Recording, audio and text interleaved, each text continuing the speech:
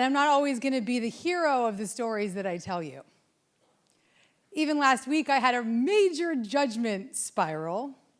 My best friend called me and she says, "Oh my God, you're not going to believe this. I'm in a yoga class and my yoga teacher is talking to the entire class about how you teach and she's judging your teaching style." This sends me into the most deep-rooted shame.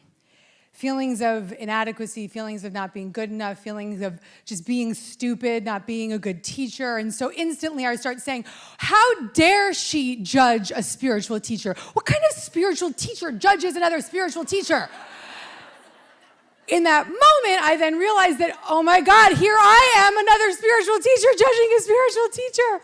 And I started feeling so bad about myself because here I am judging this woman for judging me. And so in order to not feel the judgment that I'm having towards her, I start judging my friend for showing up and saying that this happened in the first place. And I'm so mad at my friend now because she's telling me that this happened.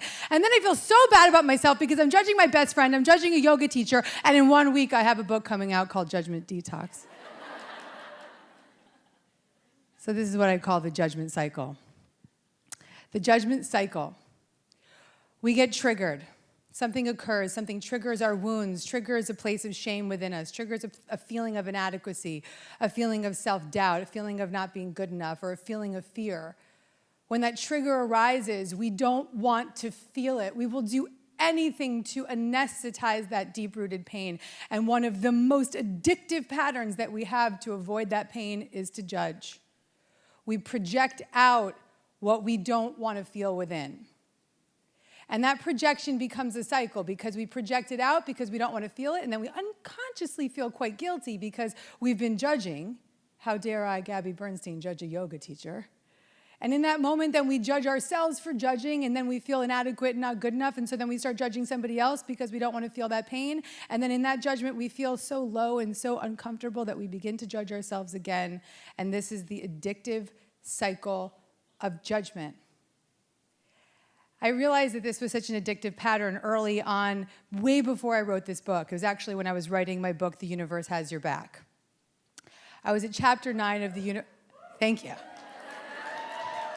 Let's hear it, universe readers. So I was writing Universe Has Your Back. I'm sitting at my desk. I write chapter 9, all about oneness. And it's all about how judgment, when we heal our relationship to judgment, we can get closer to the universe.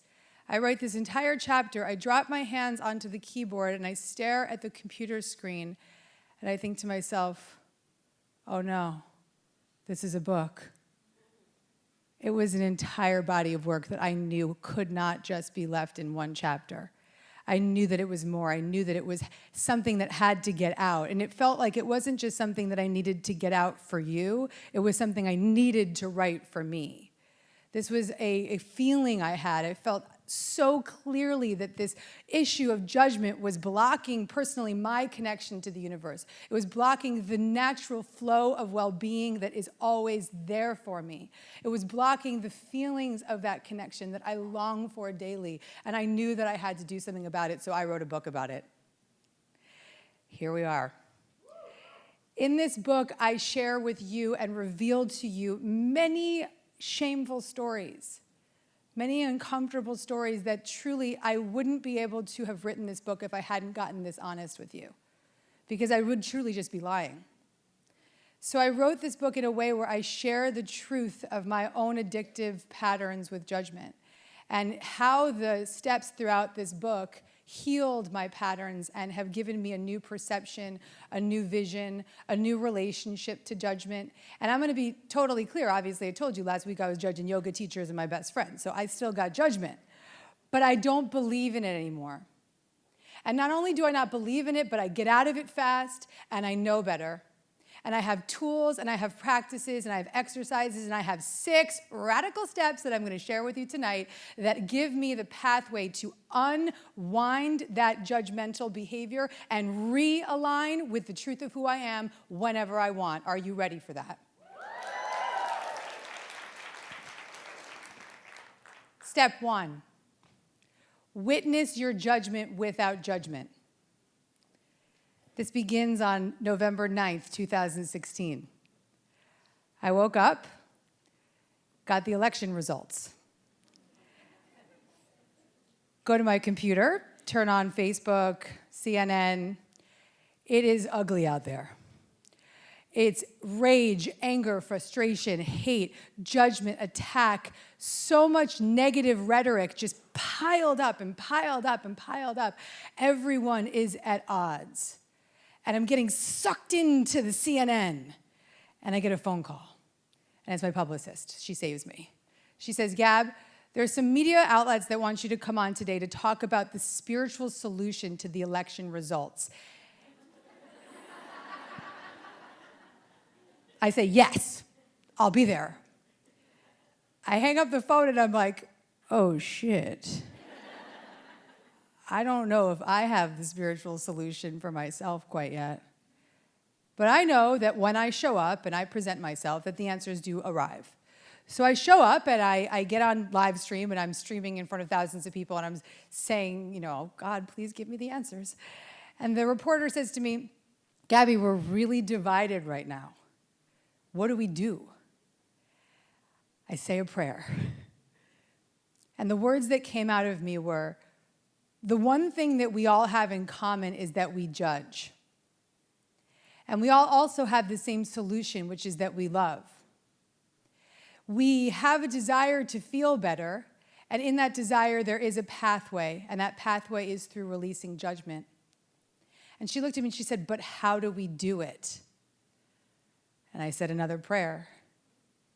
The words came out of me. We witness our judgment without judgment. We witness our attack and we see how that attack creates more attack. And we just lovingly pay attention to the behavior. And the more we consciously begin to look at the behavior, we begin the first step to healing it. If we want to heal something, we have to look at it first. Nothing can be changed without your desire to change it. And it was clear to me that day that this was the first chapter of the book. I began writing this book on November 9th, 2016.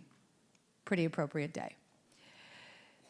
So this is the first step for all of you, to look at the behavior, to look at that relationship to judgment, to spend some time doing an audit of your judgment.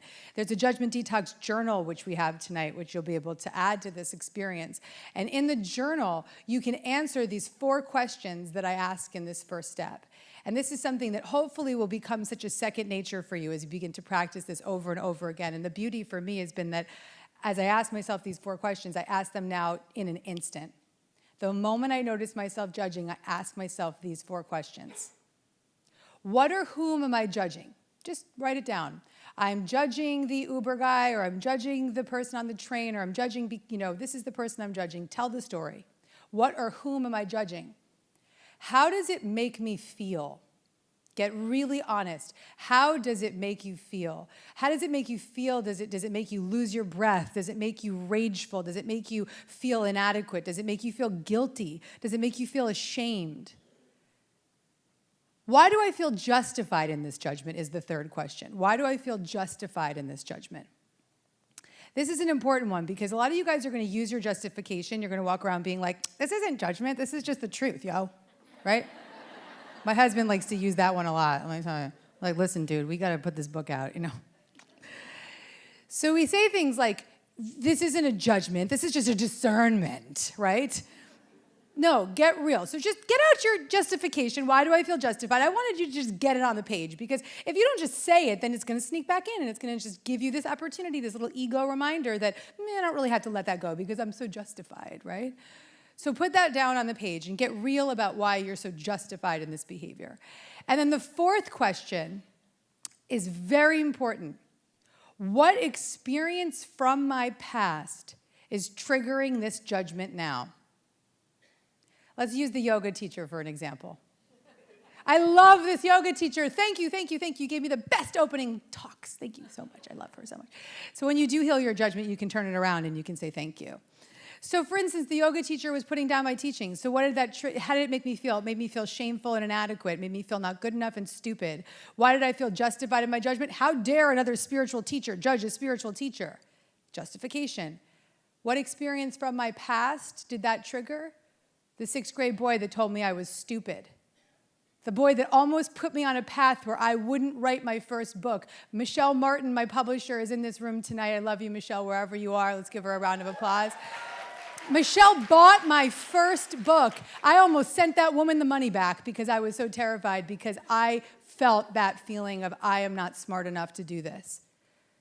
So that shame is still in me over a decade now, 12 years of being on this spiritual path of being a teacher, and I still can be triggered just a week ago with that shame. So can everybody see how those 4 questions can begin to plant seeds within your wisdom of understanding very clearly the patterns and the feelings that are triggered, the wounds that live beneath the judgments? The beautiful part of this practice is that it'll become really second nature. You'll be in the office and you'll be triggered by that boss, and you'll just be really quickly, why? Who am I judging? And what does it feel like? And why am I justifying what experience from my past? Oh, there it is again. I was told I was stupid, whatever your story is. And so as you begin to list this out, and in the journal, there's beautiful opportunities to just write it page after page after page, and you can see the judgments, and you can see the cycle, and you can see the stories, and you can see the patterns. And the most important part of this step is to witness it without judgment. Because this step is not another opportunity to judge yourself, people. And I had to write that because if I was going to write this book and look at all my judgments, I was going to feel really bad about myself if step 1 wasn't this. I had to get really, really kind and compassionate and non-judgmental towards myself in the process of looking at my fears. Everybody got step 1? Step 2, honor the wounds. The year that I was writing this, I had an opportunity to go out and do a retreat. I led a retreat. I was in an interesting situation because it was a small group of about 40 people. It was influencers and media, and myself and another yoga teacher we were teaching that week. So we had this interesting opportunity, which I don't think I've ever had before, where I was able to be just as much part of the group as I was part of being a teacher. So I was having dinners with everybody, I was at the pool with everybody, hanging out with everybody, doing yoga with everybody, and then in the morning I would be teaching. So it was just this interesting dynamic that was set up. And there was one woman in the group who was so beautiful and fun and smart, and she was really, really funny, and she just kind of had it all together. And all I wanted to do was love her. I just wanted to love her. I wanted to be friends with her, but I couldn't stop judging her. I just kept saying over and over again, oh my God, she's such a flirt. She's just such a flirt. Oh my God, she just flirts with everybody. She's just flirting. Oh my God, she's such a flirt.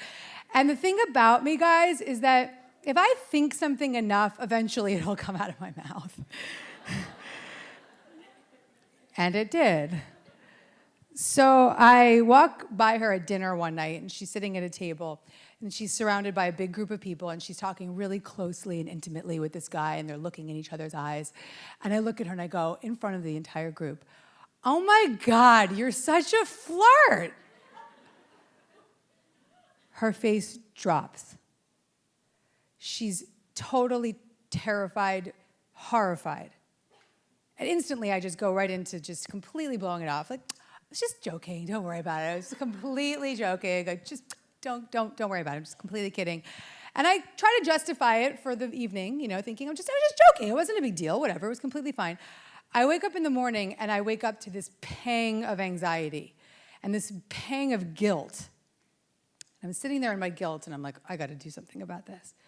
I text her and I say, listen, do you wanna meet for breakfast? She writes back, that's a good idea.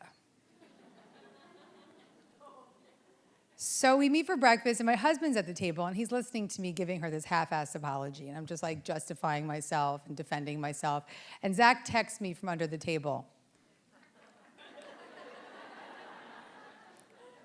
Defending yourself isn't an apology. Zach will be the hero of the stories tonight. So Zach gets up to take a phone call, and then we're left here together in this vortex of negativity. And I'm sitting across the table from this girl, and I say a prayer because I don't know what else to do.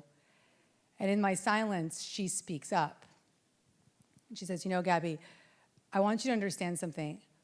what you said really hurt me and triggered me, because right now I'm actually processing some memories from my past, some traumatic memories of being treated inappropriately by men as a child. This was the miracle. I look back at her, and all I can say is, me too. In that exact time in my life, I too was processing some of my own uncomfortable feelings and memories. And it was very clear to me that her freedom in her body and her freedom in her sexuality and her presence and her light was triggering my feelings of inadequacy, my feelings of shame. In that moment, I could look across the table from this woman who I had moments ago judged and look at her and recognize myself in her. We stood up together in this crowded dining hall and we held each other and we were hysterically crying and we just honored each other's wounds.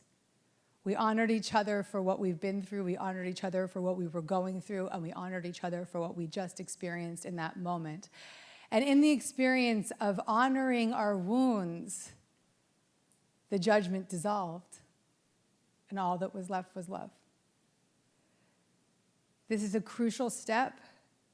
This is the most difficult step in the book because it requires of you to recognize the shameful parts of ourselves, the shadow sides of ourselves, the experiences within us that we do not want to feel, that we will do anything to avoid, that we will run from, that we will hide from, that we will judge the hell out of everybody else so that I don't have to feel that shame.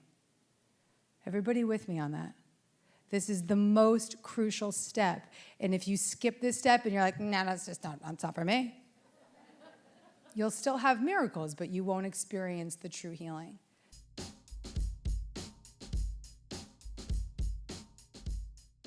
If you like this video and you want to get more Gabby, check out the next one right over here.